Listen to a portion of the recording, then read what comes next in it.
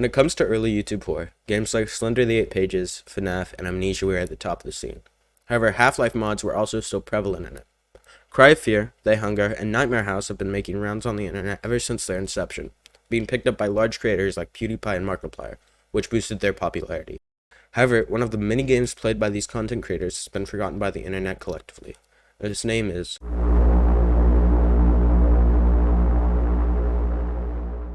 Black Snow was made by a small independent development team based in San Francisco, which is now called Monotheatic.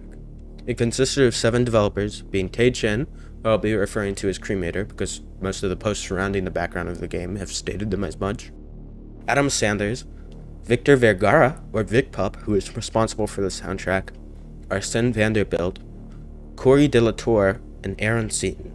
These 6 developers are all shown at the end of credits, so whoever the 7th developer was no longer has their name attached to the project. Mods started development around March of 2012, with the first edition of the game being released on November 24th of that same year. The last post was a cryptic article called The Future. Posted in August 2013, it announced that they would no longer be working on the game, and instead shift their focus to new projects, codenamed Thesis and Orpheus.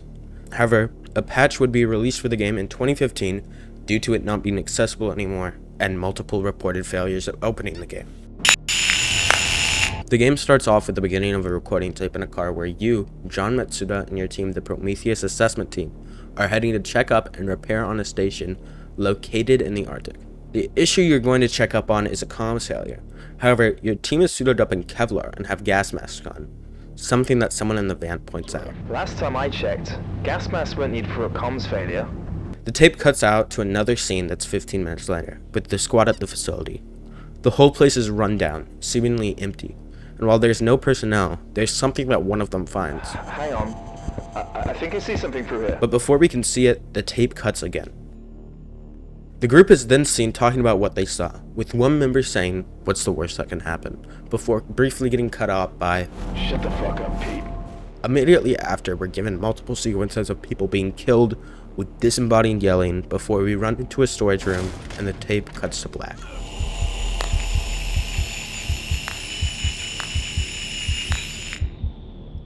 After waking up, we push a cart off of us and find that the door handle to the exit of the room is gone. Looking around the room, we can find a book on thermite and set out to find the ingredients of setting it off. We find a case of thermite in the specimen room and a sheet of wax paper on the shelf, and then finally find the box of matches in the drawer. And after setting off the thermite, we walk into the servant room, and a computer with a virtual assistant gives us some insight on our situation. We're located at IPRG.3, which is also known as Amaluke.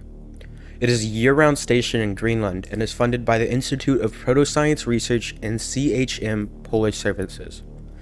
Its coordinates are never the same, as the ice is always moving, making it incredibly hard for anyone to create a successful rescue party, and any visit to the station requires a permit from the government, so the process of legally getting there is complicated. After we find out about Amaluke, the AI tells you that the facility is currently operating under 30% power, even further confirming that something at the facility has been wrong for a while.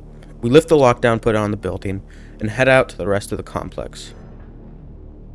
We find a generator room in the main building. However, the door in the main building is locked, and the generator's keypad is frozen solid.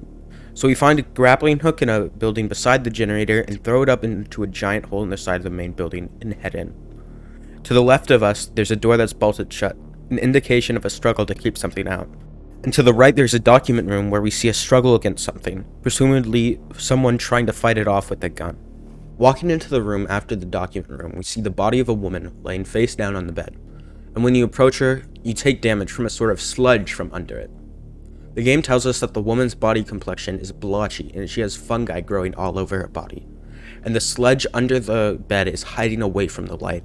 Looking at the laptop in the room, we find out that the woman's name is Elizabeth Sillen, who seemed to be in a relationship with a man named Joe. However, there's a document on this device named Last One. The sentences in this document read more like a train of thought. I don't know what is going on anymore. 1 minute feels so long. I think I'm the last one. Shouldn't have opened the rations, not feeling so well. I think I'm gonna lie down. Closing the laptop, there's no jump scare. There's just this crushing isolation and the realization of the situation you're in. No one at Amaluke is alive, and you're absolutely alone, with a limited amount of time before you end up like everyone else. With no other place to go, you unbolt the door and are greeted by the dark hall. The creature in Amaluke seems to be repelled by light, and this dark hall seems like the only place left it can be. So navigating through this hallway, we have to use flickering lights to keep ourselves safe from the monster's grasp. We can make our way to an office space, and after our nerves calm down, we can look around the office.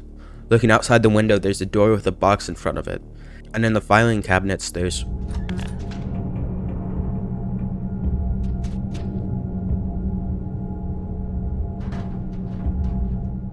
Quick immersion break. My power literally cut out mid-recording session, so I have to use about like 20 minutes of gameplay from this channel called Bullocks.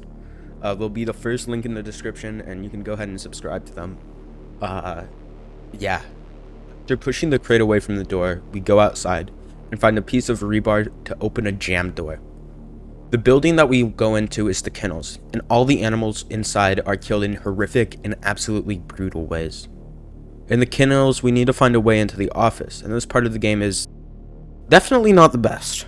You need to find out how to navigate to the office in the dark room, and the way requires you to jump onto a crate, which is something that is never explained. Plus, when you take damage in this mod, your screen turns gray, making the lighting even darker. This, coupled with the limited amount of flares you get, makes it near impossible without a guide. After making it into the office area, we get a blowtorch, as well as access to the list of items we need to escape Amaluke. This list has the ignition key for the snowcat, fuel from the generator room, a navigation map, and a chain link to fix the broken tire. We make our way to the generator room, where we go down into the basement, and find that we need to refill the generators and grab a fuel can to go. We pour it in and go to flush out the excess, and right before we go to press the button, the lights in the basement cut out. You rush across the room to hit the button, and the thing from earlier chases you, and just as it's about to get you, you're able to press it. Leaving the generator building, we head back to the main building, where we burn off a padlock, giving us access to all of the lodging units. This section of the game is where you spend the most time in. The entries on each scientist's laptop give these stories that are almost plot adjacent, but kind of show how everything goes wrong. The first room we enter is Clarice Swinton's. In her room, art is strung up on the wall with unusual imagery. A black figure is consistent in all of these images. On Clarice's laptop, we see an email from Junaid Azad, I probably pronounced that wrong, who asks her if she is available for a movie. This email dates 1 week back, making the date of the start of this event in a week's time span. Other than Junaid's email, there's a picture of a professor and a text document. The document is based on the thing that Junaid was working on, IC-28, or a fossil-like seed found in an ice core. This object dates all the way back to 120 BC and is stored carefully. Reading down, we get more text. Sunflowers. He waits in the field. Closing the document, Clarice's background changes. A figure is standing in the back by a tree. We close the laptop and head to Junaid's room. Junaid's room is well put together, and there's no sign of anyone living here. Opening up Junaid's laptop, we're greeted with a picture of an overweight pug and 4 documents. The internet's browser is nothing as note, but the image under is of Clarice, cropped above the shoulders, but assumedly explicit. Junaid and Clarice seem to be incredibly close, as the file Draft 3 is an unfinished breakup note. Clarice, by the time you read this, you would have no doubt heard about my transfer out of here, either from me or from someone else. I want you to know this is not about you or us. I figured my leaving quietly would help shorten the process of separation. There are matters that I now have to attend in my home country. There are IPR facilities there as well, which I will be applying to, but please don't try to find me. My family will never accept what we are. I am very sorry it has come to this. Know that I am very happy that I have met you, but I'm afraid our time together is over. I will be leaving next month. Thank you for loving me as much as I loved you. I wish we had more time. I would. The letter cuts off. Junaid never sent that letter, nor did he leave Amaluke. Junaid was set to leave for Pakistan on the 19th, a whole week after the incident. Closing the laptop, we head to the gym, where the ignition key to the snowcat is locked inside a brick.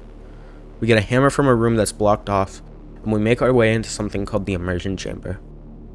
The screen fades out, and when it comes back in, we're in a cave. Walking through it, we come out to a field. Sunflowers dot the grass, and a statue is to the left. And above us, on the top of the hill, A black figure is standing completely still, watching. We turn to a flower in front of the statue, and when we touch it, the immersion breaks. We aren't in a sunflower field, instead an all-white room.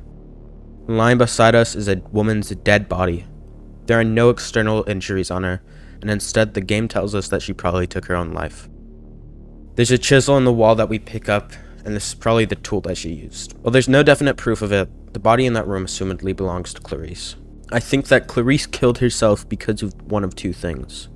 Junaid's leaving, or what happened in the facility, and her locking herself in here. We break the key out of the brick and head to the kitchen.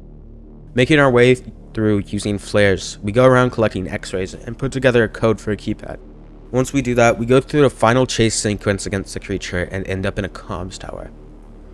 We look around and find the map, and when we go to grab it,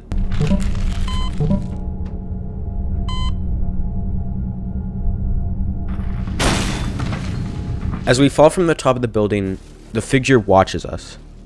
Northern lights swirl out of her head before we get the message. Log 1, 9th of January 2007. John Matsuda, Prometheus Task Group, Technician, End of Archive.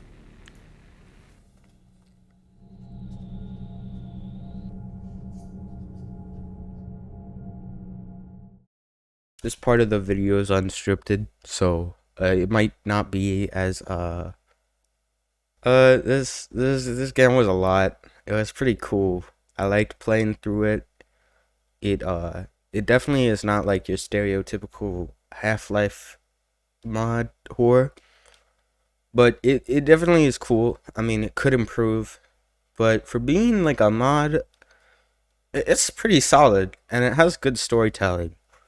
If you're interested, I'm gonna leave some links down below. You can kind of go down the rabbit hole or play it for yourself. Yeah. Thanks for watching.